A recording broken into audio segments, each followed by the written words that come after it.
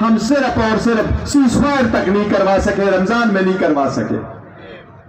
یہ مسلمان ہم پہ بھی بلیم کرتے ہیں، کچھ بھی ہو جائے تو ہم کہتے ہیں یورپ امریکہ ہمارا دشمن ہے، یہ انہوں نے کیا۔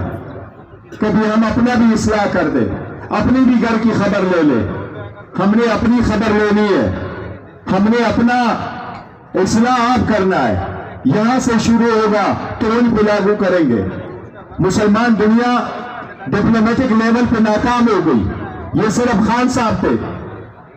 دہائیوں سے اقوام متحدہ تو 45 میں آیا ہے، خان صاحب 2020 میں جا کے یہ انٹروڈیوس کراتا ہے اسلامی فوبیا، یہ دل کا انحصار ہونا۔